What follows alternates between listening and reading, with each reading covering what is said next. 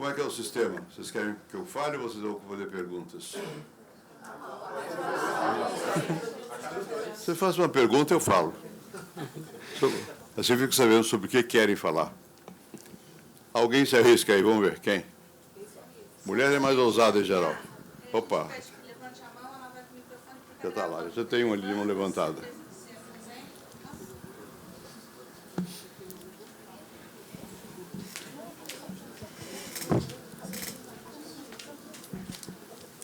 Que nervosismo. Bom, boa tarde. Eu sou o Pedro Boal. E eu queria fazer uma questão relacionada à economia do Brasil hoje, que nós vivemos um momento muito complicado e de instabilidade. E o senhor, você foi um presidente que conseguiu ter êxito principalmente nessa parte. Quais são as ferramentas certas para conseguir retomar o crescimento do Brasil? Vamos lá. Você é filho do Boal, por acaso? Não. É o seguinte, a questão não é só técnica, é a questão também política. Talvez até mais política do que técnica. Da minha experiência, quando nós tínhamos uma situação muito difícil de inflação, crescimento baixo, instabilidade também na política e tal, era um tempo do presidente Itamar Franco, que foi eleito, melhor nem foi eleito, era vice-presidente, sucedeu o Collor. O presidente Collor tinha feito uma abertura da economia brasileira unilateral, que provocou bastante reação, tinha tomado as poupanças, que desacreditou muito a confiança no sistema bancário e tal. A decisão mais importante, eu creio, que nós tomamos naquela ocasião, quando fui nomeado ministro da Fazenda, na verdade, foi a de anunciar com antecipação o que nós iríamos fazer. Antes do Diário Oficial publicar, que era o que acontecia, o Diário Oficial estava uma surpresa no Brasil, mudou tudo, mudou a taxa de juros, mudou como chama, a cadeia de poupança, enfim, fazia uma mudança, uma mexida grande e saía no Diário Oficial. Em vez de fazer isso, nós resolvemos que iríamos anunciar qual seria o curso da ação. Para quê? Para ganhar a confiança do povo. Sem o quê? É muito difícil você fazer com que as coisas se acomodem. Não é uma questão puramente técnica. É uma questão de você ter que inspirar confiança, ter um rumo para o país. E que o rumo seja apoiado pela população. É claro que a população não sabe, muitas vezes, do que está por trás. Mas ela percebe, sente os efeitos das políticas negativas. Ora, o que está acontecendo na situação econômica atual? Depois eu vou falar na coisa mundial. Atual no Brasil aqui. Você tem um crescimento baixo. Faz tempo que a taxa de crescimento é pequena. Bom, e, por outro lado, você tem a inflação baixou. Desde que nós fizemos o Plano Real, as pessoas tomaram consciência de que não pode deixar a inflação disparar.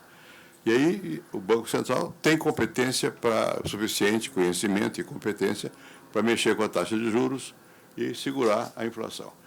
Porém, a inflação, no nosso caso aqui, decorre de um desequilíbrio nas contas públicas. Quando você olha os dados, fica assustado, porque a porcentagem da dívida que o Brasil tem sobre o seu produto, sobre o PIB, é de mais ou menos mais de 70%. Bom, em alguns países da Europa é assim também, mas lá eles se financiam com maior facilidade. Mas não é só isso, é que o déficit na conta corrente do governo é grande. O que quer dizer isso? O governo está gastando mais do que tem. Quando o governo gasta mais do que tem, ele faz dívida ou emite moeda. No Brasil, até agora, foi fazendo dívida para poder tapar o buraco. Chega um momento que os credores, não, assim, com essa taxa de juros, eu quero mais, senão eu não empresto. Ou então, simplesmente não empresto. O governo começa a emitir moeda. E quando começa a emitir moeda, desvaloriza a moeda e toda a população paga. O governo anterior, do presidente Temer, já tinha começado a apertar um pouco a situação, e a questão fundamental foi uma legislação sobre teto de gasto. O governo atual manteve. E agora fez uma coisa que vai ter efeito de longo prazo. Mexeu na Previdência Social. Isso é um velho problema brasileiro. Por quê? Porque hoje o sistema que nós montamos, e digo nós porque eu fiz parte da Constituinte, e esse sistema foi feito na Constituinte, ele é deficitário. porque ele diz o seguinte: a geração mais jovem se responsabiliza pela geração mais velha. E quando você faz isso com certa medida, pode ser. Mas nós fomos, a população brasileira foi envelhecendo demograficamente. Eu sou exemplo disso, eu tenho 88 anos, eu ainda estou aqui, razoável. Meio bolota, mas, enfim, digo alguma coisa. Então, as pessoas vivem mais tempo.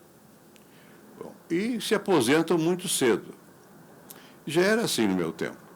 Nós perdemos uma mudança na regra da Constituição, tem que mexer na Constituição para isso, por um voto. Você tinha que, para mexer na Constituição, você tem que ter 308 votos. Tivemos 307 votos.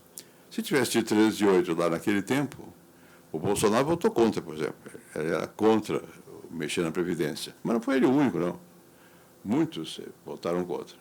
Bom, nós hoje estaríamos numa situação melhor. A Câmara aprovou agora. Não acabou ainda, mas aprovou. Isso, no futuro, tende a diminuir a pressão do déficit público. Quer dizer, quanto do dinheiro você tem que, a mais do que o governo recolhe dos futuros aposentados, vai ser necessário para pagar os aposentados. Se as pessoas trabalharem até um pouco mais tarde, diminui a pressão. Não resolve tudo. No fundo, que é difícil fazer operações dessa natureza sem ter uma outra operação em curso que seja do crescimento da economia. Bom, e por que não há crescimento da economia? Por que o crescimento é baixo? Porque as pessoas não confiam muito no que vai acontecer. O Brasil está crescendo mais ou menos a taxa de nada, menos de 1% ao ano.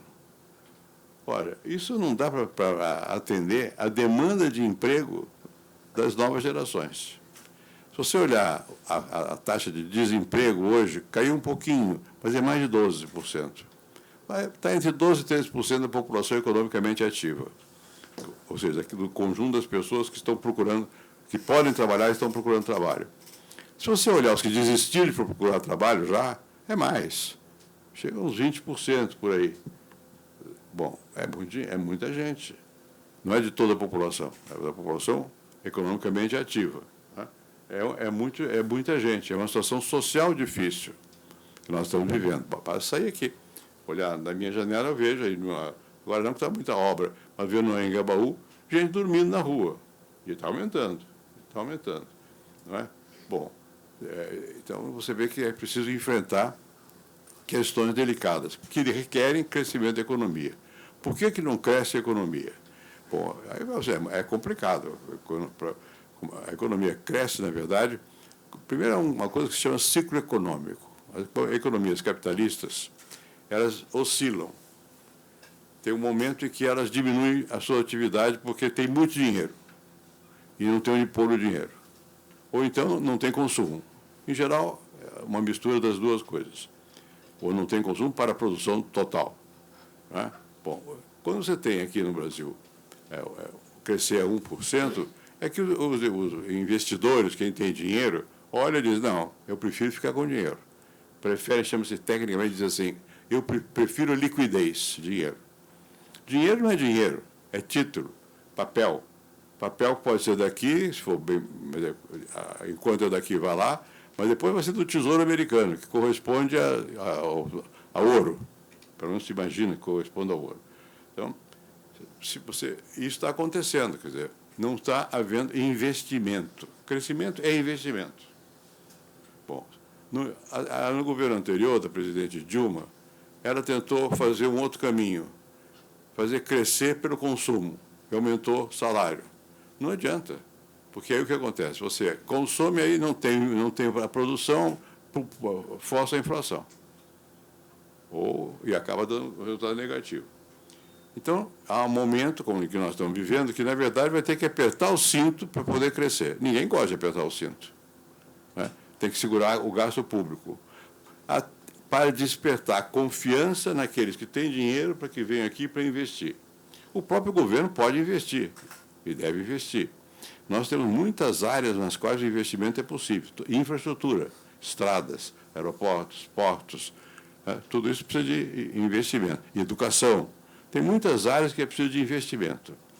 Mas você tem no mundo, isso não é só uma coisa do Brasil, não. Você tem no mundo hoje, eu não sei exatamente os números, não estou ao pé da letra, mas é alguma coisa assim, 10% a mais de dinheiro, não 10%, 10 vezes mais dinheiro do que o crescimento do PIB. A massa de dinheiro que aparece no mundo é 10 vezes maior do que o que o PIB, o que se produz no mundo. Quer dizer, o capital financeiro disparou. Isso vai ser um problema. E aí nós vamos saindo da questão nossa, que já é delicada, que é essa, que precisa ter confiança, para ter investimento, ter rumo, para as pessoas acreditarem, explicar ao país o que você está fazendo, por que está fazendo, para as pessoas acreditarem. E, além disso, você tem uma situação internacional, que é uma situação internacional que os jornais, vocês podem ler, aqui tem o jornal mais econômico, o Valor, mas o Financial Times, tem vários jornais econômicos. Não estou dizendo para que vocês leiam, porque é chato para quem não está por dentro, mas, de qualquer maneira, é muito interessante de ver. Vocês vão ver que há preocupação no mundo, não é só aqui, não. O que vai acontecer com as taxas de crescimento? Que há indicadores de, olha, pode haver uma recessão. Nós estamos em recessão. O que quer dizer recessão? O crescimento está sendo negativo ano por ano. Mesmo, quadrimestre por quadrimestre. Está sendo negativo. Quando você tem 2 anos negativo, é recessão. Nós estamos quase chegando a dizer outra recessão. Mas o mundo ainda não, porque a economia americana está prosperando. A economia europeia, mais ou menos. A japonesa, mais ou menos. A chinesa, que cresce sempre, parou de crescer tanto. Continua crescendo, mas nem tanto. Então, você tem que olhar com muito cuidado tudo isso. E, no fundo, no mundo, essa é a minha percepção, nós nos beneficiamos, no passado, nos últimos 30 anos, 40, do fato de que o governo americano, que, na verdade, foi um governador, um presidente reacionário, Nixon, mas que tinha um ministro de Relações Internacionais chamado Kissinger, que é uma pessoa de cabeça poderosa, eles entenderam que tinham que fazer algum acordo com a China. Fizeram. E a China, em compensação, isso não foi uma negociação, como eu estou dizendo aqui, foi mais complicado. A China, em compensação, assumiu o compromisso de que ela ia crescer sem guerrear. E inventou uma teoria que tinha que escapar da armadilha de Tucídides. Isso significa o seguinte, com grego, né? Que quando um país sobe, o outro, para subir, faz guerra. A China diz que não é assim, vai ter um crescimento do socialismo harmonioso, não sei o quê. E a China começou a crescer e ameaçar, do ponto de vista de crescimento, a economia americana. O novo presidente americano, Trump, passou a ter uma atitude mais verbalmente, pelo menos agressiva, e agora não só verbalmente, guerra comercial. Resolve aumentar as tarifas, não sei o quê, os chineses reagem. Bom, isso todos são sinais preocupantes. O Brasil, na verdade, tem uma posição na geografia do mundo, na geografia política do mundo, que permite ele se equilibrar. No tempo do presidente Getúlio Vargas, quando não era nem presidente, era ditador, na verdade, nessa época da guerra, da Segunda Grande Guerra, foi nos anos 30, que houve a crise de 29, uma crise enorme nos Estados Unidos e no mundo todo. O Brasil se beneficiou dessa crise porque, como houve paralisação de mercados, nós tivemos que produzir aqui. Então, cresceu um pouco mais aqui dentro. Bom, mas quando se aproximava da guerra, o Getúlio fazia de conta que ia apoiar o eixo, que eram os nazistas. Mas, na verdade, obteve empréstimo dos Estados Unidos para fazer volta redonda. Né? Ele fez um jogo e conseguiu se equilibrar. Depois foi para a guerra, no finalzinho, pelo lado dos aliados. Aqui, o nosso governo já aderiu aos Estados Unidos antes da hora. Já disse que está de acordo, não sei o que e tal. Mas os chineses são o segundo maior cliente do Brasil. E o nosso terceiro maior cliente é a Argentina, está balançando. Então, a situação global acaba pesando aqui também. Então, nós temos uma situação global, a situação local, e, a meu ver, até agora, o governo não mostrou capacidade para convencer a população e os empresários do que ele vai fazer, do que está fazendo. Está fazendo discurso contra um, contra outro, não sei o quê, que não tem nada a ver com a coisa essencial. Porque se você não tiver retomado o crescimento, quando você for acertar finanças públicas, você vai ter uma gritaria, já está tendo, grande. Por quê? Porque as pessoas não sabem por onde correr. Quando começa a crescer, mesmo que o governo comece a apertar e não ter segurar seus gastos, a população tem por onde correr. Eu acho que, grosso modo, é essa a situação. Se tiver difícil, vocês me digam que eu tento fazer mais fácil. Próxima pergunta. Ali. A gente só pede que vocês fiquem em pé, por favor, por causa da gravação.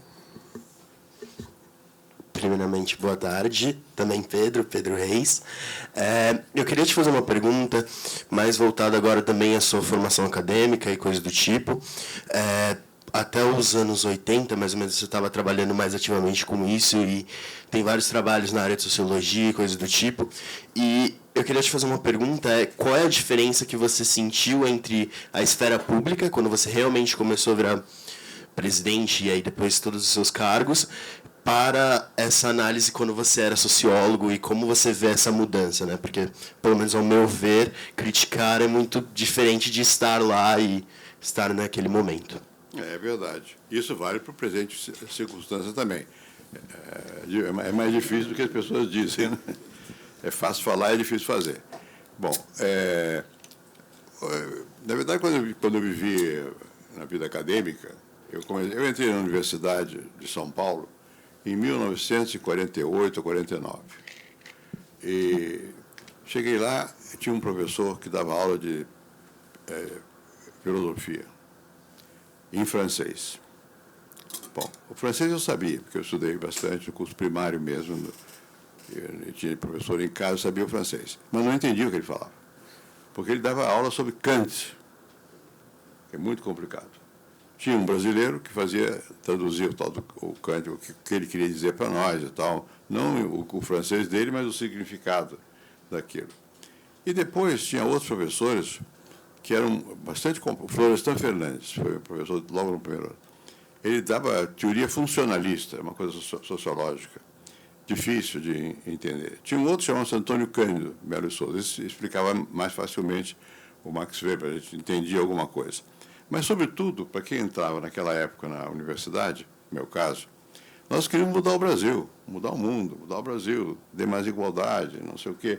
E as aulas eram muito abstratas. Estavam discutindo teoria. E muito índio, porque muita aula de antropologia.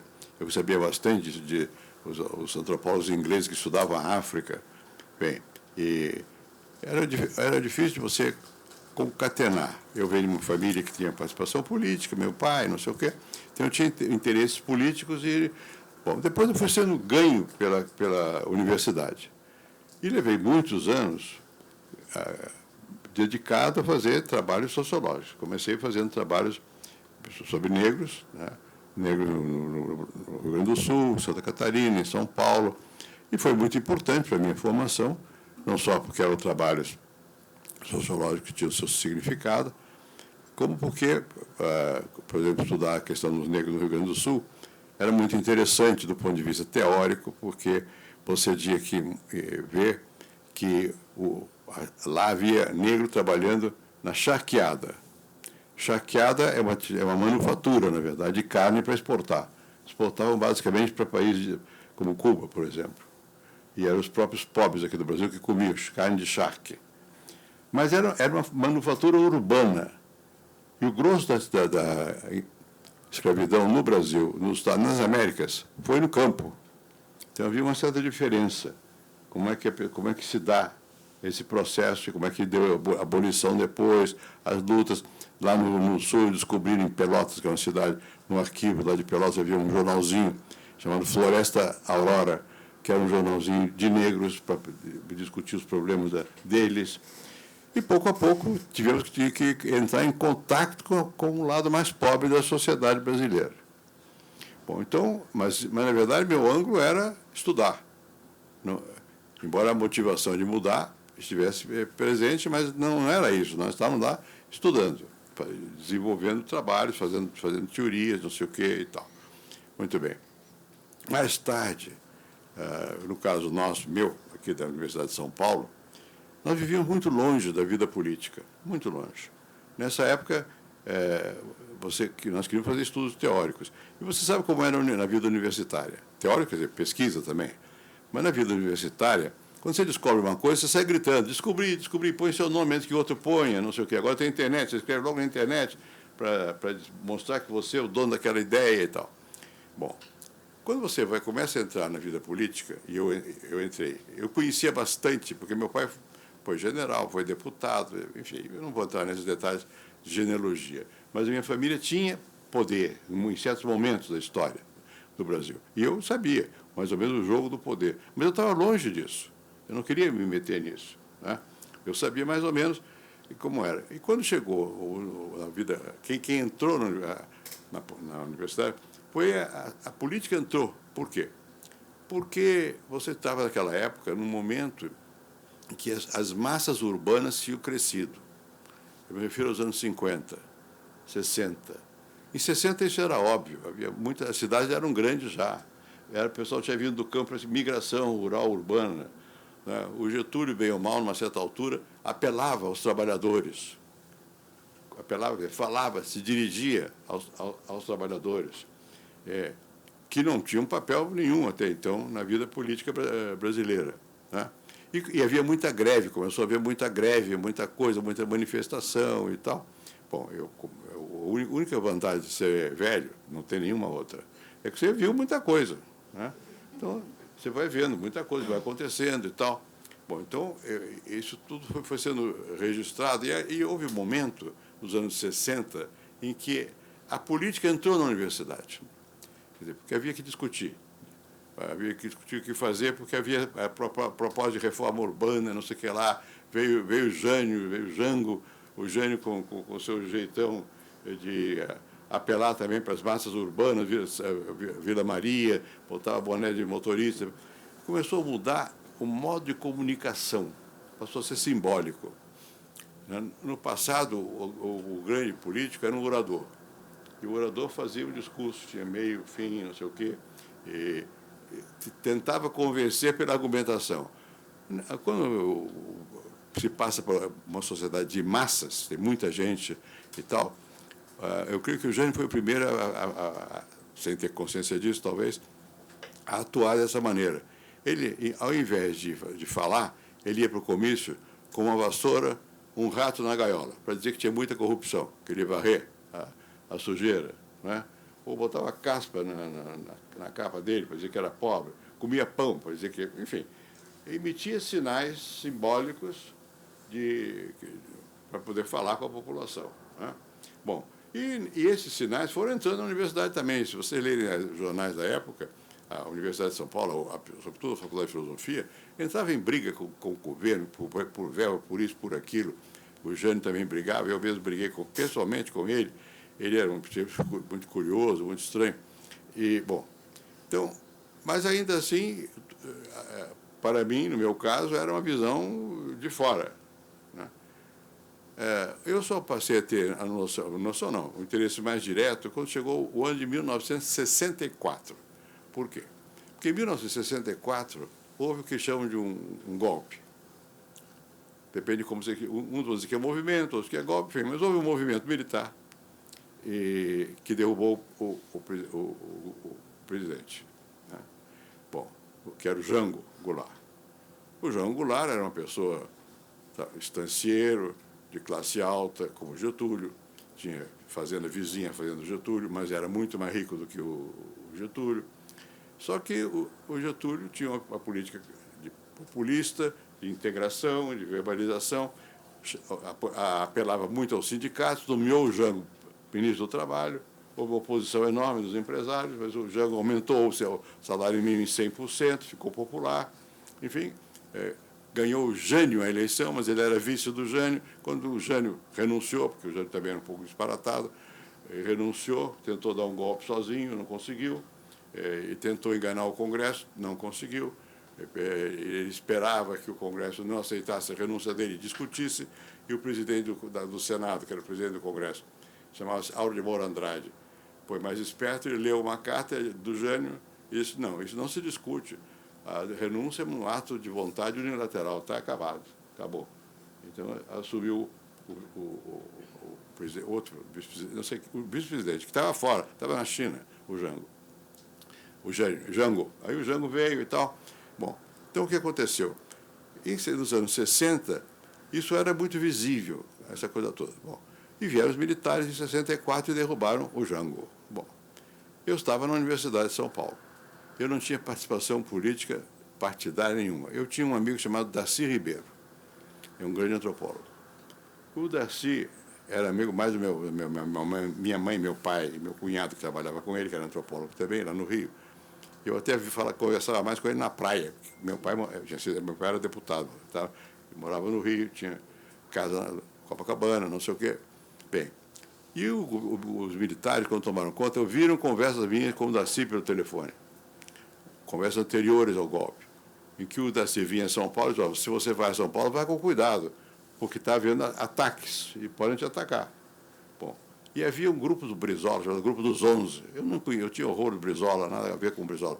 Mas inventaram que ali tudo estava tudo ligado e tal. O fato é que em 64 começaram a nos perseguir na universidade. E a mim, um grupo grande, Schoenberg, Florestan Fernandes e vários. Bom, o que aconteceu então, para não vou resumir, eu fui posto para fora, tive que fugir. Eu estava escrevendo minha tese não me lembro de quê. Eu já era doutor de livre docência. Eu tinha feito a livre docência, estava me preparando para fazer a cátedra, eu creio, não me lembro.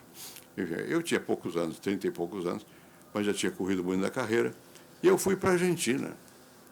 Eu fiquei em casa de uma pessoa que eu conheci na França, eu tinha estudado na França, que havia, mais tarde ficou ministro não sei de quem, ministro da Cultura lá na Argentina. Mas naquela época não era nada. E eu digo, eu vou sair do Brasil por 15 dias. Ah, não, durou anos, porque o golpe durou muito tempo e tal. Então, de alguma maneira, a movimentação, a vida no Brasil, forçou muita gente que não estava ligada à vida política partidária, prática, a se interessar mais de perto, porque nos afetava diretamente. Bom, eu não vou entrar em detalhes, porque vai longe a história, mas o fato é que, quando eu voltei para o Brasil, eu voltei num mau momento, que veio o AI-5 logo em seguida, eu voltei para fazer concurso de cátedra na Universidade de São Paulo. Ganhei a cátedra. O reitor da universidade chamava-se Gomes Silva, foi nomeado ministro do governo militar. E aí fizeram o AI-5, é um outro golpe. E aí me aposentaram compulsoriamente. Só para contar um detalhe pitoresco, primeira vez que eu fui à universidade receber o meu salário, me aposentaram com tempo de serviço, proporcionalmente ao tempo de serviço, que era pouco. Eu passei pouco tempo dando aula no Brasil, passei uma parte do tempo fora. A moça que estava lá disse: poxa, como é que conseguiu isso? Porque olhou para mim, eu tinha 37 anos. Olhou para mim e conseguia, que era o sonho dela, ser aposentada. Né? Eu digo, não é fácil assim, não. Mas me aposentaram quando eu tinha 37 anos. Eu resolvi ficar no Brasil, a despeito de tudo, e criar um centro de pesquisa. Criamos, chama-se SEBRAP. Existe até hoje aí. Bom, tem mais de 50 anos, portanto, ou por aí, perto de 50. Bem, então você vai, eu entrei realmente mais ativamente, porque havia dois jornaizinhos nanicos na ocasião. Um se chamava Movimento e outro chamava-se Opinião. O Movimento era financiado por um amigo meu, que foi meu ministro depois, Sérgio Mota, e Opinião por outro amigo chamado Fernando Gasparian. Bom, eram dois jornais nanicos, um era mais, digamos, tinha alguma, não sei se ligação direta, alguma visão mais do antigo partidão, Partido Comunista, e outro do Partido Comunista do Brasil, PCdoB. Bom, mas, na verdade, era luta contra o regime autoritário. E eu escrevia nesses jornaizinhos. Havia censura, era complicado. Eu escrevi um artigo, naquela época, numa Opinião, eu não me lembro como é que se chama, o artigo, não me lembro mais, mas um artigo que chamou a atenção para o seguinte fato, que, olha, tá todo gente, todo jovem, todo intelectual, todo estudante, era época de guerrilha, está torcendo pela guerrilha, mas está em casa. Eu acho que chegou a hora de, em vez de ficar torcendo em casa pela guerrilha, fazer alguma coisa nas instituições. E havia só dois partidos, Arena e MDB. O MDB, é melhor apoiar o que o MDB está querendo fazer, porque senão nós vamos ficar, não vai ficar em casa, com medo de ir para a luta armada. E o pessoal vai dizer que nós estamos na luta armada, sem estar. Bom, em função disso, o chefe da oposição naquela ocasião chamava-se Ulisses Guimarães. Era um deputado para São Paulo, era uma pessoa de muito valor. Ele foi ao SEBRAP, com outra pessoa chamada João Pacheco Chaves, que é avô do Felipe Dávila, que escreve por aí agora. Bom, também ambos eram conservadores, liberal-conservadores. mas pessoas decentes. E pediram para eu escrever um programa de oposição. Eu digo, olha, isso aqui é um centro de pesquisa, não é um centro de política. Não dá para eu fazer. Eu tenho que falar com meus colegas, ver quem topa, quem não topa, e não pode ser uma encomenda ao SEBRAP.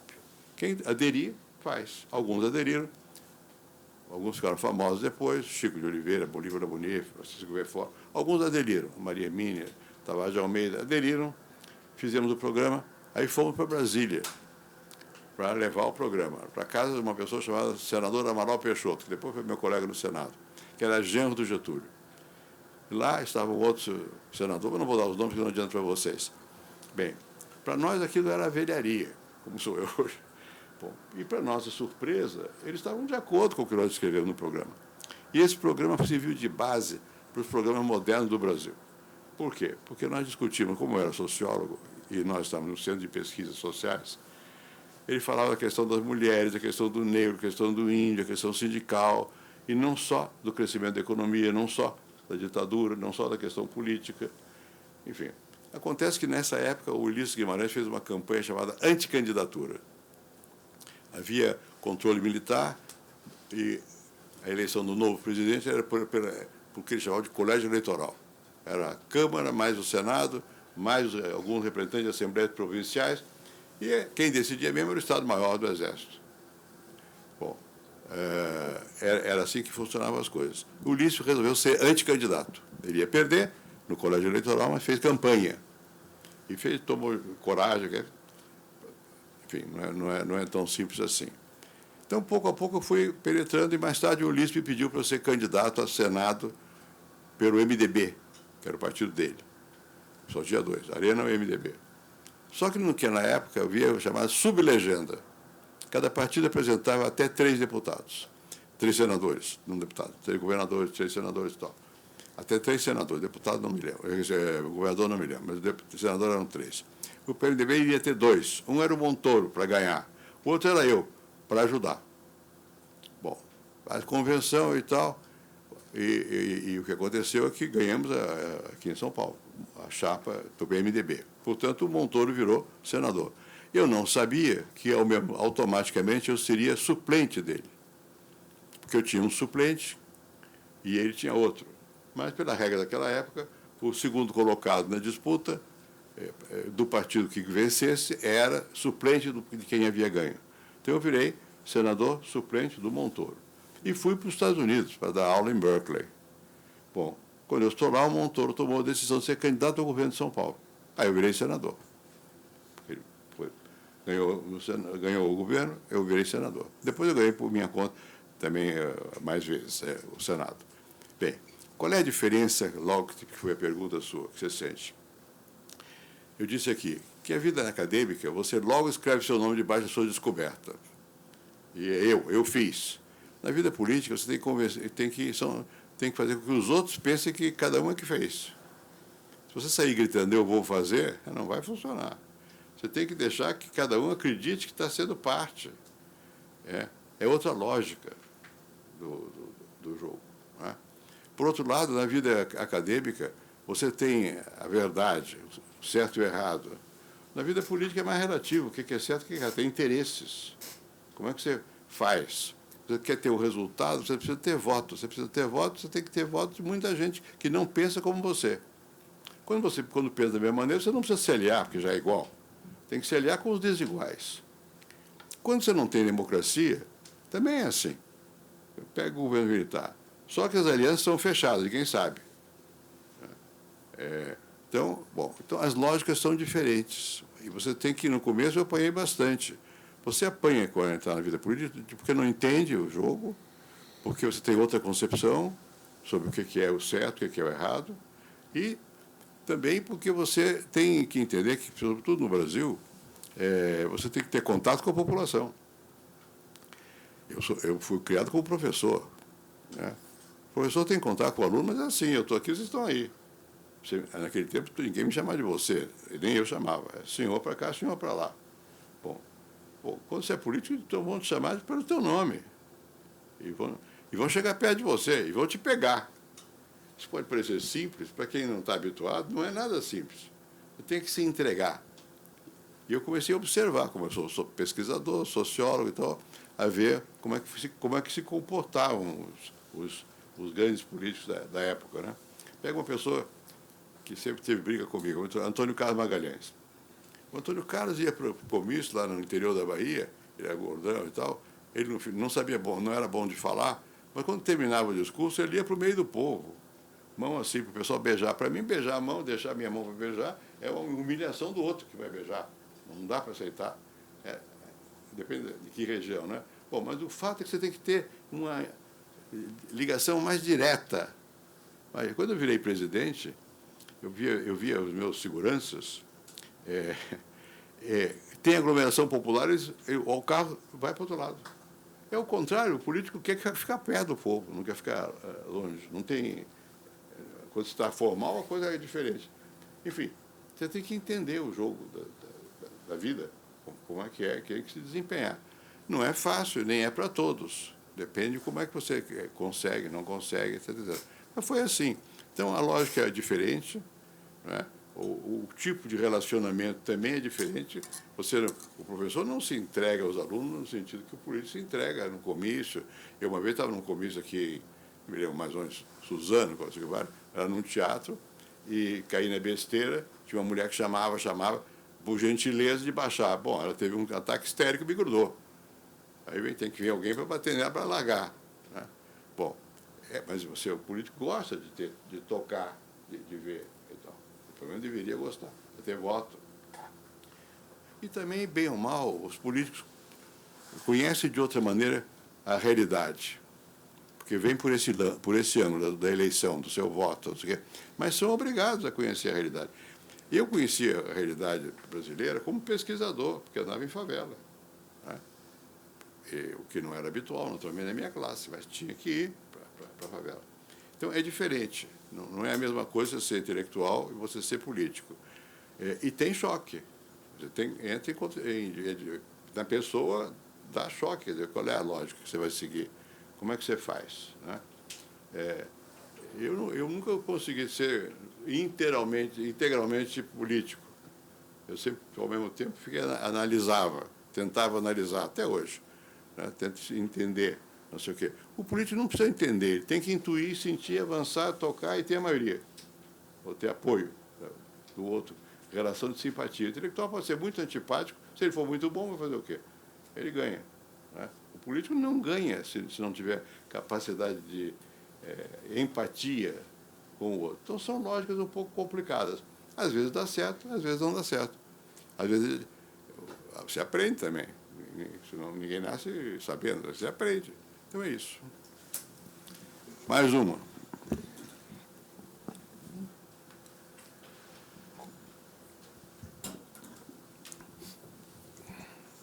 Boa tarde, meu nome é Natália. E eu queria fazer uma pergunta sobre a respeito dos jovens hoje estarem mais ativos na política. Os jovens hoje eles já têm uma opinião mais formada e quando a gente sai da escola, pelo menos o pessoal da minha sala, a gente já tem... Sua sala, qual é? Terceiro ano. Aí a gente vai terminar a escola esse ano e ano que vem eu acho que nós vamos poder votar, né, essas coisas. E como o governo pode ver os jovens mais ativos na política? Depois, porque ultimamente, nos últimos anos, a política não era um assunto que se discutia frequentemente. E hoje a gente vive um momento de polarização muito grande. E os jovens, eles têm promovido levantes assim, relevantes aqui em São Paulo e no resto do Brasil. Como você, como sociólogo, poderia dar um parâmetro para a gente sobre isso? Vamos lá. Bom, sempre se diz, sempre se louvou a ideia de que é bom que os jovens participem da vida pública, política, desde sempre. Sempre houve essa... Na verdade, os jovens sempre tiveram distância da política, né? Sempre, por quê? Porque os jovens estão noutra. Não só estão na escola, que a lógica é diferente, como tem um certo desprezo por os políticos que são considerados mais ou menos em bloco como gente esperta, malandra, ladrão, não sei o quê. Então tem uma certa distância. Bom, que eu noto em certos momentos, eu me lembro, no meu caso, por causa do regime militar, ditadura, direta já, não sei o quê, houve um momento que você teve mais penetração de jovens na vida política, mais interesse dos jovens. Agora, recentemente no Brasil, eu vejo o seguinte: os partidos estão gastos, todos, estão desgastados, fizeram muita bobagem, né? Estão desgastados e a opinião pública corre para um lado, os partidos para o outro, dá a sensação, e às vezes é realidade, que não cuidam senão de si mesmo, não sei o que e tal. E, não obstante, vejo que há muitos movimentos de jovem. Agora, movimento, renova, não sei o quê, tem vários movimentos de jovem. O que eu acho uma coisa positiva, não é? Eu acho positivo, mesmo que o jovem não tenha a experiência e a maturidade suficiente para, enfim, para dirigir, vão querer dirigir o Brasil. É bom que participem, não é? E há uma outra questão que não tem a ver diretamente com a juventude, mas que se liga a ela, que é a seguinte: nós assistimos nos últimos 30 anos uma mudança radical na maneira pela qual as sociedades se organizam e como é que as pessoas atuam. Por quê? Porque tem internet. Isso é uma mudança brutal. Todo mundo tem um pequeno computador no bolso e passa o dia inteiro nisso, não é? Tem Twitter, tem Instagram, tem não sei o quê. Bom, isso é no mundo todo, não é? Bom, isso é novo. Isso é novo e tem o seguinte: isso permite que as pessoas se relacionem uma com as outras pulando as estruturas, as instituições, né? Formam tribos. Riscos existem muitos, porque tribos são geralmente dos que pensam igual, não sei o quê, não se sabe muito bem o que vai dar. Mas é outra coisa, quer dizer, você viu mesmo nessa última eleição, as redes sociais tiveram uma influência enorme. Aqui nos Estados Unidos, na França, onde seja. Você, se não tivesse acesso à rede, está fora do mundo. Eu sempre costumo dizer, que eu aprendi bastante negócio de filosofia e tal, Descartes tem uma frase famosa: cogito ergo sum. Eu penso, logo eu existo. Agora não é mais isso. Eu estou conectado, logo eu existo. Quem não está conectado não existe. E os jovens estão conectados, em maior proporção do que os não jovens, né? Bom, então isso vai mudar muita coisa. Está mudando muita coisa já, como é que as decisões são tomadas. É complexo. Por que é complexo? Porque nós estamos habituados a ter sociedades mais ou menos estruturadas, classes, né? Continua a existir, mas você tem mais mobilidade agora. E o emprego, que é uma questão fundamental, vai ser mais fácil para quem tem uma certa formação e consegue entender essas novas tecnologias, né? E as sociedades contemporâneas, como eu chamo, são líquidas, se movimentam sem parar. A decisão de governo requer estabilidade. Como é que vamos resolver isso? Os partidos são elementos que deveriam ser de estabilidade. Organiza o pensamento, organiza a decisão, expõe, tem o voto. Agora tem voto o dia inteiro, sem que a gente saiba. O dia inteiro. As pessoas estão conectadas, estão funcionando, estão em movimento o tempo todo, né? Não que esse movimento tenha efeito imediato. Deixa eu contar um casinho. Eu fui professor da Universidade de Paris. Em 1968, eu estava no Chile, trabalhava numa órgão da ONU, que se chama CEPAL, e dava aula na universidade também, mas fui convidado por uma pessoa que é minha amiga, é mais velha que eu, Alain Touraine, foi meu professor, para organizar lá na Universidade de Paris, em Nanterre, um grupo novo de professores e tal. Eu fui, abandonei a CEPAL e fui para Paris. Bom, e, portanto, eu vi de perto o movimento que houve em maio de 68 na França. Que foi não só na França, houve em vários lugares do mundo, mas na França foi muito marcante. E o líder desse movimento, naquela época, o principal, chamava-se Combandi. Foi meu aluno direto. Eu dava teoria sociológica para ele, dava aula de sociologia para ele. E me dou com ele até hoje. Ele é verde na Alemanha. Bom, então ali, naquele momento, foi o começo dessa nova sociedade. Por quê? Porque eles estavam reagindo contra as estruturas francesas que eram muito tradicionais. Quando você entra na França, e olha que Nanterre foi criado para renovar a universidade. Quando entrava o professor, tinha o que chama-se appariteur, o bedel daqui. Batia um baco, um pedaço de madeira e dizia, Monsieur le professeur Cardoso. E aí eu entro. Tudo formal. Bom, e aquilo ali começou a estourar. Começou a haver os alunos, não, sem perceber muito bem o porquê, mas começou a haver uma discussão. Como eu vinha do Chile, o Chile estava já em grande convulsão, e no Chile tudo era abaixo o imperialismo, não sei o quê. Fidel Castro foi ao Chile, ficou um mês no Chile fazendo agitação, era o Allende. Bom, na França não. Na França os temas não tinham nada a ver com luta de classe, imperialismo, que eram os temas que apaixonavam o lado de cá do mundo. O negócio deles lá era outra coisa. Era é proibido proibir, liberdade, minha vida pessoal, minha relação com o outro. Havia uma reivindicação em Nanterre de que como é que era mesmo? Que as mulheres, não, que os homens pudessem entrar no dormitório das mulheres. Porque o contrário já podia. As mulheres podiam do homem, mas não o homem da mulher. Já para nós, latino-americanos, meu Deus do céu, isso aqui é uma liberdade enorme. Não, era pouco. E qual era o fundamento? É que o homem pode vir à força. Então não podia, a universidade não deixava. E havia um desejo de liberdade, nesse sentido, sexual também.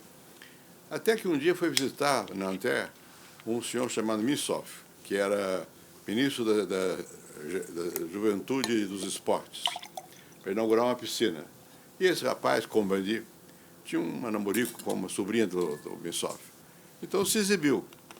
E disse, ele nasceu na Alemanha, era judeu, mas era francês, falava francês e tal. E disse que aquilo ali era um ato nazista, porque queriam substituir amor por esporte. Não era, estava inaugurando uma piscina, mas enfim, deu esse aspecto e tal. E começou uma coisa chamada Movimento 22 de Março, que ficou famoso lá. Por que 22 de março? Porque, diante da bagunça que havia, que dos meus olhos, como latino-americano, não era bagunça nenhuma. Eu dei aula o tempo todo, até o fim lá. Mas eu estava na reunião dos professores, e o professor de geografia, que era comunista, disse, eu não aguento mais essa baderna. Nós temos que fazer alguma coisa, porque tem muitos panfletos, tinha mesmo, distribuíam, chamavam-se tracts em francês, panfletos, e estão pichando os muros, não sei o quê. Olha, aqui no Brasil tudo é pichado, né? Está pichando o muro, não sei o quê, um desrespeito, vamos fechar a universidade para protestar. Ele até disse uma frase que eu nunca esqueci. Eu tenho vergonha quando vem meus colegas da Polônia aqui, comunistas, e vem essa desordem. Bom, aí fecharam a universidade. E os estudantes resolveram ocupar a universidade. Foi o começo daquela confusão toda que houve na França, depois Paris todo pegou fogo. E era muito interessante, eu morava lá, não em Nanterre, mas no Quartier Latin se chama. 2 noites eu não pude dormir na minha casa, estava tudo ocupado, as ruas, sei lá, tive que dormir no hotel. E os estudantes faziam passeatas, e o povo foi aderindo, até que a televisão e o rádio francês aderiram. Isso foi muito importante. Os meios de comunicação aderiram, começaram a criticar também as formas de contratação, que a vida vai mal, que nós precisamos realizar, cada um tem que ter liberdade, é proibido proibir, esse tipo de coisa. Eles andavam com bandeiras negras. Bandeira negra, ele nem sabia o que era. Era do movimento anarquista. Mas ele não sabia, não é por isso. Ele não tinha expressão para dizer o que queria. Era uma coisa moderna e usava os símbolos antigos. E cantava a Internacional Socialista. A Internacional Socialista, no começo, dizia assim, de pé, ó famintos da terra. Bom, na França não tinha ninguém faminto. Quando houve uma certa altura, foi um brasileiro chamado Mário Pedrosa, que foi secretário do Trotsky. Era um muito importante, a coisa de crítica de artística, não sei o quê. A filha dele foi a embaixadora. Bom, e o Mário estava lá, e eu levei o Mário para assistir, e foi a Nanterre comigo. Ele não entendia nada, porque ele vinha da visão, partido, não sei o quê. Ali não tinha partido nenhum. Tinha movimento, amor à liberdade, e os estudantes abriram as portas para os trabalhadores, que tinham fábricas por perto. Os trabalhadores assistiam bestificados àquela discussão. Não entendiam nada. O trabalhador quer salário, tem outra cabeça. Bom, mas, ao mesmo tempo, começou a haver reivindicação salarial. E houve uma greve. E, quando juntou greve com o movimento estudantil, quase explodiu a França. Essa foi a primeira vez que eu tomei consciência, que hoje é banal, de que como é que a sociedade muda. Porque na minha cabeça, sociólogo, você muda, luta de classe, sociedade para cá. Ali não era isso, era outra coisa, era um movimento que estava baseado em muitos valores, inclusive os principais eram de personalidade, liberdade, não sei o quê e tal. E quando os meios de comunicação entraram, aquilo pegou fogo, e o De Gaulle, que era o presidente da França, que era um homem herói da França, quando ele viu que ele ia perder o poder, ele foi à Alemanha para falar com os paraquedistas, garantiu o poder militar, voltou para a França e fez um discurso famoso, que é a sédition, quer dizer, chega de bagunça. Né? Fez um acordo com o Partido Comunista, que nunca gostou muito de bagunça também. Então, fizeram um acordo, não sei o quê. E as maiores manifestações que eu vi foram do De Gaulle, contra aquilo ali. Bom, mas ali era um novo mundo estava se abrindo. Né? Não encerrou esse ciclo. E você não sabe muito bem quais são as forças que esse movimento que conduzem. De repente, como se pega fogo, dá um curto-circuito.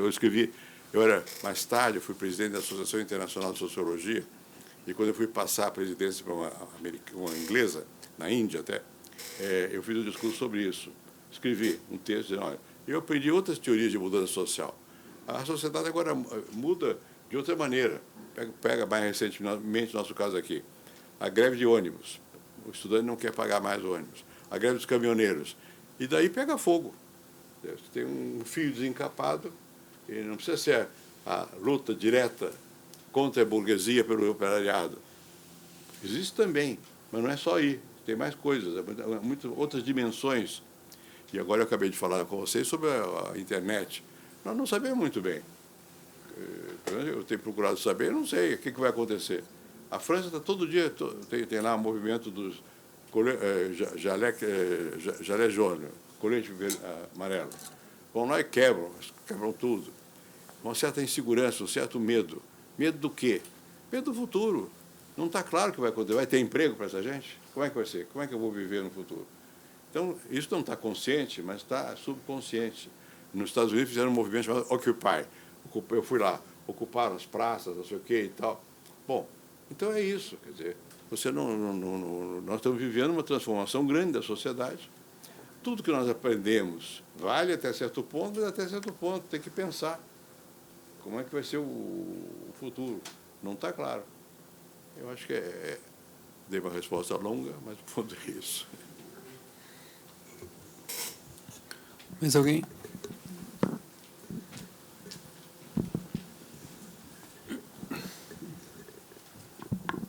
Boa tarde, eu sou a Caroline Fernandes e eu queria perguntar como que foi o projeto, o planejamento para o desenvolvimento do Plano Real e qual foi o seu critério, porque outras moedas já haviam recentemente sido mudadas, alteradas e não tinha dado o resultado esperado. Veja, os técnicos, os economistas já sabiam o que era a inflação. Os nossos aqui, tudo Pécio Arida e o André Lara Rezende escreveram um artigo chamado, assinaram Larida, que é o nome dos dois, sobre o que eles chamavam de inflação inercial. Quer dizer, mesmo que não houvesse nada, a inflação ia crescendo, porque tinha uma inércia que favorecia a inflação. A inflação significa que você realmente tem, as contas públicas estão desorganizadas, você tem maior aumento do salário, você aumenta a demanda, não tem produção e não sei o quê e tal. A solução anterior era, congela os preços. Né? Congela os preços, impõe uma regra e você impede a especulação que é feita no supermercado, não sei o quê. Não deu certo. Nós aprendemos com os erros do passado. Vários planos, plano cruzado, houve vários planos, plano Bresser, plano cruzado. Todos eles tinham como objetivo parar a inflação e como instrumento um controle de preços. E mesmo pessoas ligadas ao Fundo Monetário Internacional me pressionaram, eu tenho cartas que queriam controle de preço, que era a visão da época, e graças ao pensamento que se foi elaborando aqui no Brasil, nós vimos, não, por aí não vai. Então fizemos o que eu disse no começo. Vamos ganhar a população para dizer... E criamos uma coisa chamada URV, bom, Unidade de Referência de Valor, que era porque você tinha a maneira tradicional até então de você combater a inflação segura o gasto público, quer dizer, cria uma crise grande no país, porque não tem dinheiro. Segundo, segura, portanto, a quantidade de moeda em circulação, e você dolariza a moeda nova. Quer dizer, a moeda está... O real vale, digamos, $1 vale R$3, qualquer coisa assim. Bom, isso tem o problema, muitos países fizeram isso. A Argentina fez, o Cavalo fez, a Argentina isso, o Plano Cavalo, o Equador fez. Qual é o inconveniente? É que você perde o controle do processo econômico. Quer dizer, o Fed americano é que passa a ter o controle. Porque, enfim, a moeda está definida lá, né?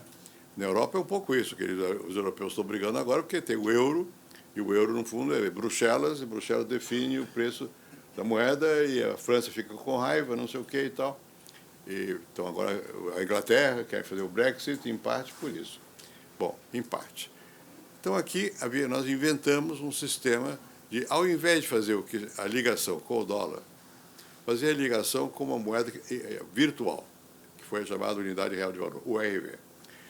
Bom, só que nós demos tempo ao tempo para as pessoas entenderem. Então, essa garrafa aqui, na moeda da época, que era o Cruzeiro, depois Cruzeiro Novo, sei lá o quê, vale 1. No mês seguinte, vale 1,2. Do outro, 1,4, 1,6. E em unidade de valor, vale a mesma coisa. Então, o URV para a pessoa aprender. E demos liberdade para as pessoas escolherem. O contrato de trabalho, que é complicado, vai ser em que moeda? Você escolhe. O URV ou o real. Todo mundo correu para o URV. Né? Para uma coisa mais... Mas isso é um truque. Num dado dia, 1º de julho de 94, nós trocamos todas as moedas do Brasil. Mobilizamos os militares para distribuir pelo Brasil todo, encomendamos a fabricação da moeda nova, que é para simbolizar que havia um corte, uma mudança. Nada disso funcionaria se não houvesse a engenharia por trás. Qual é a engenharia? É segurar o gasto público. Nós renegociamos a dívida, a primeira dívida do Brasil. O Brasil tinha dívida com vários países do mundo. Eu era ministro da Fazenda, fui lá para Toronto para negociar com os banqueiros internacionais, renegociar a dívida. O Brasil devia bastante a mais de 900 bancos, é uma loucura. Bom, então você tem que fazer propostas de como é que você troca os títulos de dívida antigos pelos novos, força a baixar o juro, não sei o que, alarga o prazo, é um inferno. Bom, depois você tinha que convencer as autoridades do Fundo Monetário que o seu programa funciona. Eles não acreditavam.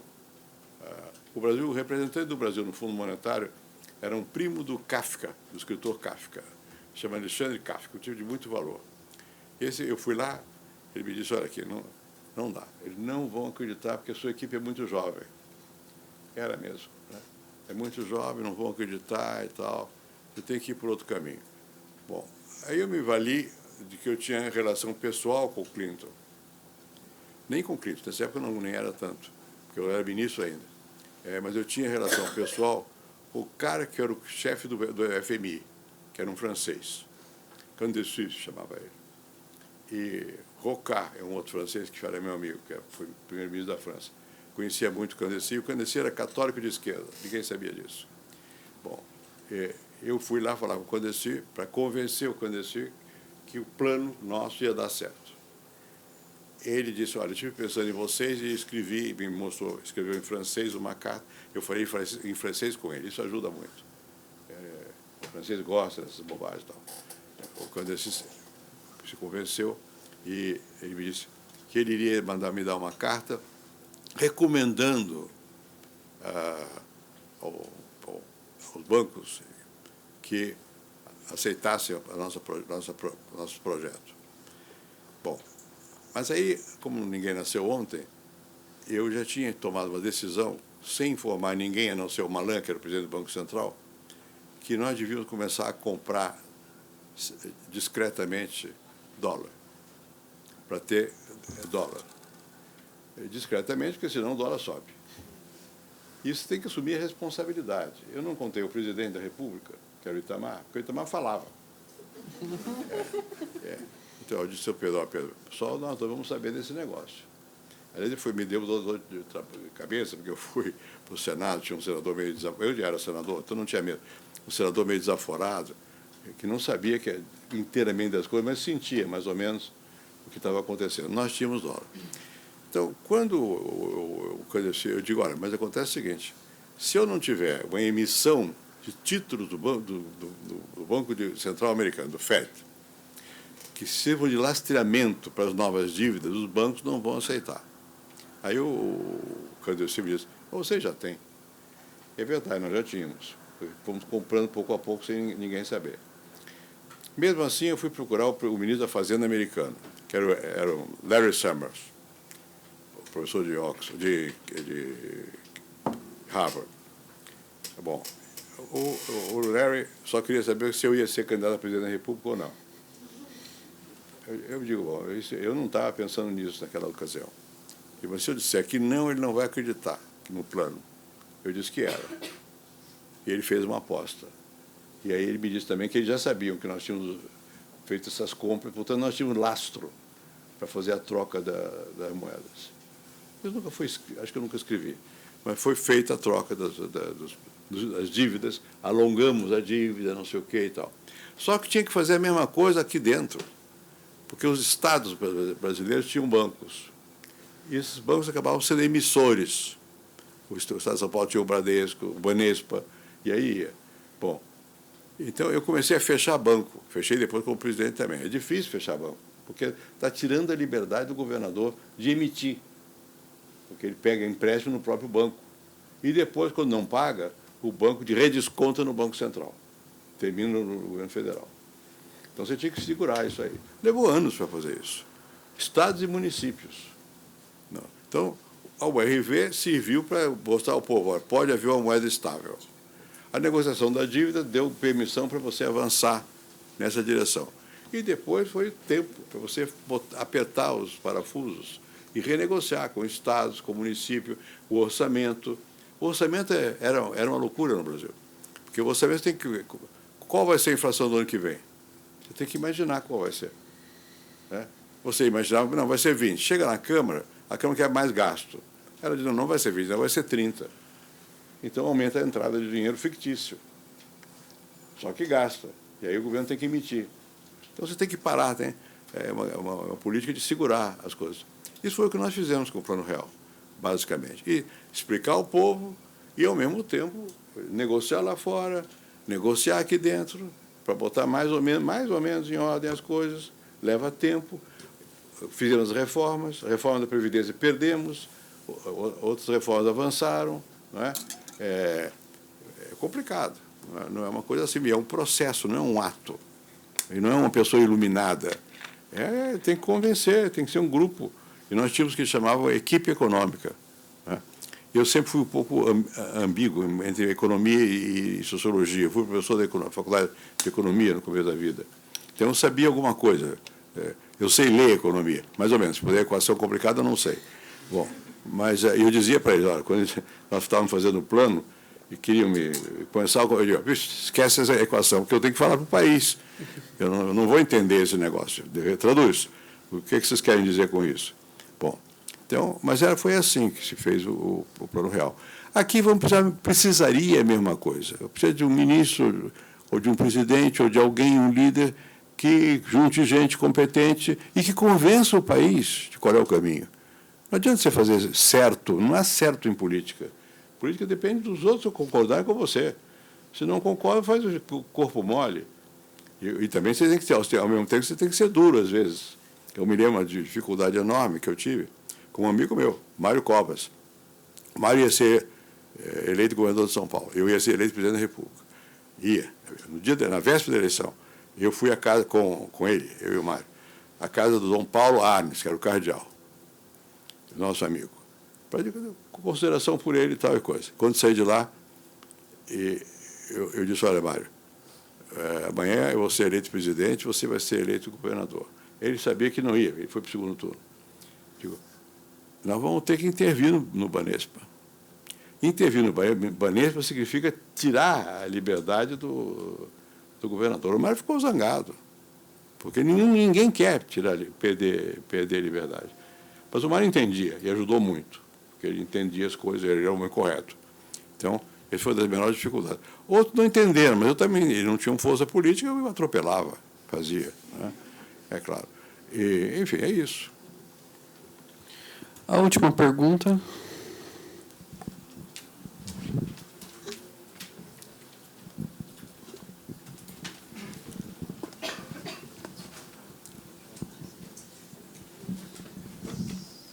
Boa tarde, meu nome é Eduardo e eu gostaria de saber como no seu governo houveram uma das maiores privatizações do Brasil. Desculpa. Se você vê com bons olhos a privatização hoje em dia das estatais. Veja, privatização é uma coisa complicada, né? Difícil, porque o Brasil cresceu graças ao investimento estatal, né? Petrobras é o símbolo disso. Bom, nós não privatizamos a Petrobras. Nós fizemos uma outra coisa. Nós quebramos o monopólio da Petrobras. Permitimos que outras empresas concorressem, porque nós não tínhamos controle sobre a Petrobras. E com a concorrência, você era obrigada a ajustar os preços ao preço que os outros produzem. Bom, mas nós fizemos privatizações, como eu disse aqui, de alguns bancos, que era necessário fazer. E havia uma lei que autorizava a privatização de empresas, sobretudo siderúrgicas, porque as siderúrgicas estavam encalacradas, estavam devendo ao governo. Então, o Congresso aprovou uma lei que permitia a privatização das siderúrgicas. Não foi eu, nem foi o Itamar, veio de antes isso. O Itamar, quando era presidente, ele tinha uma cabeça de estatista. Eu também, mas no passado. Minha ideia não era de privatizar. Quando foi levantar a questão de privatizar a Vale do Rio Doce, eu não entendia por quê. Pode perguntar ao Serra, que está vivo aí, que discutiu isso lá. Bom, porque a nossa cabeça era outra. Essa questão da geração conta por isso, conta por várias razões. Nós fomos formados, a minha geração, lutando para fazer o Brasil crescer. E tinha que ter ação do governo, do Estado. Tinha mesmo. Mas nós estatizamos demais, e o Estado ficou ineficiente. E os Estados e as empresas estatais passaram a servir sem elas próprias do que faziam. O objetivo não era tanto servir ao público, como servir a burocracia da empresa, ou o partido que mandava na empresa. Então tinha que acabar com isso, tinha que voltar a ter uma mentalidade mais concorrencial e tal. É muito difícil, porque a resistência começa na gente mesmo. Você tem que mudar a sua cabeça. Vou dar um exemplo ou outro. Eu nomeei ministro das Comunicações, o Sérgio Mota, que fez as privatizações das comunicações. O Sérgio era contra no começo. Não acreditava. Quando chegou lá, viu que ou privatiza ou nós não vamos ter investimento, porque não tinha dinheiro no governo e também porque a burocracia atrapalha. Bom, mas como é que nós privatizamos? Dividindo o país em várias empresas para que competissem entre elas. E deu resultado, todo mundo passou a ter celular no bolso. Foi uma revolução. Antigamente você tinha um telefone, lançava no seu imposto de renda como bem, não é? E era difícil obter um telefone. Isso foi aberto. Isso foi de investimento, no momento em que o mundo estava mudando as tecnologias de produção. Então, é difícil você convencer o país de que é importante. E nós fizemos uma privatização que, na época, foi uma das maiores do período. Sem corrupção. Não houve nada que falar. Claro que a oposição sempre vai dizer que tem, mas não tem nenhum processo. Eu não tenho nenhum processo, nunca tive. Porque não tinha. Simplesmente não tinha. O que não é fácil você fazer privatização, porque é o momento de ganhar dinheiro fora. Bom, então as privatizações eram necessárias por isso. Eu não sou eu não acho que devo privatizar por privatizar. Tem que ver a circunstância. Você tem que ter sempre uma ação pública competente. E também não pode só privatizar, tem que regulamentar. Então, por que nós queremos as agências reguladoras? Foi por isso. Porque petróleo, vem outras companhias. Quem é que vai regular? Tem que ter uma agência. A Petróleo, a Agência Nacional do Petróleo, a ANP. Depois tem a ANEEL, a Anatel. Tem várias agências. Nós criamos um Estado diferente. E que a agência tem que ver duas coisas. O interesse do investidor e do consumidor. Ele se compromete a fazer, tem resultado, tem meta, não sei o quê, para cumprir. Não é que o Estado perca papel, ele muda o modo como ele atua. Em vez dele produzir diretamente, sempre tem setores que vão vai produzir diretamente. Pega a coisa de aviação. A aviação hoje, a Embraer, que agora está ligada agora à Boeing. Bom, a Embraer foi feita pelos militares da aeronáutica. E fizeram com a Itália um primeiro projeto, aprenderam como é que era o negócio e tal. Agora, chegou um momento em que não havia como, porque não tinha dinheiro para ir para diante. Aí veio uma moça que era perfeita, PT, aqui de São José dos Campos, me procurou. E ela era contra. Eu digo, olha, é muito simples. Ela queria que eu entregasse a Embraer aos sindicatos. Eu digo, com o maior prazer. É uma dívida. Quer dívida? Porque as empresas estavam quebradas, né? Não tinha jeito. Ou você traz capital e você cria controle de outra natureza, ou não vai. Então, isso foi feito. Nem tudo foi privatizado, nem tudo precisa ser privatizado, né? Mas eu acho que a chave de ouro não é privatiza ou não, é tem concorrência ou não. Porque quando tem concorrência, você beneficia o consumidor, né? E novas tecnologias são introduzidas e tal. E você tem que permitir, tem que fazer, não pode, monopólio por monopólio dá no mesmo. E a tendência é o monopólio. Todas as pessoas querem monopólio porque, claro, fica dono do pedaço. Você tem que impedir que haja monopólio. No mundo de hoje é complexo, porque você pega o caso da Embraer. A Embraer foi ficando sem saída. Ou ela se junta com a Boeing, por quê? Porque os canadenses, que eram os grandes competidores deles, se juntaram com a francesa lá, com a europeia. Né? Como é que chama? Airbus. Bom, então como é que faz? Acaba. Então ela tem. Agora, na hora, eu não conheço os detalhes, mas provavelmente eles se defendem. Qual é? Defender da melhor maneira possível, senão a Boeing também engole. Né? Enfim, é isso, é uma luta. Mineração foi uma dificuldade enorme. A Vale do Rio Doce, a igreja ficou contra. E eu tinha muita ligação com o Dom Luciano Mendes de Almeida. Não sei se está vivo, estava em Roma. Aí eu chamei o Dom Luciano lá, havia uma reunião dos bispos, eles iam fazer um manifesto, fizeram, contra a privatização da Vale do Rio Doce. Chamei o Dom Luciano para conversar, eu entendi a razão. A Vale do Rio Doce dava muito dinheiro para as paróquias, sobretudo em Minas.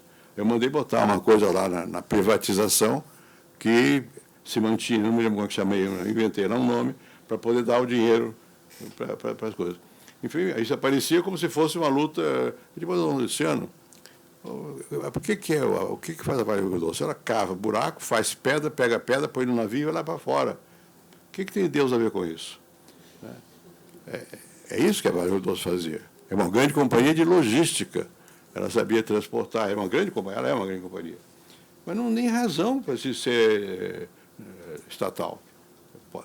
E nós não temos dinheiro para fazer o que precisa.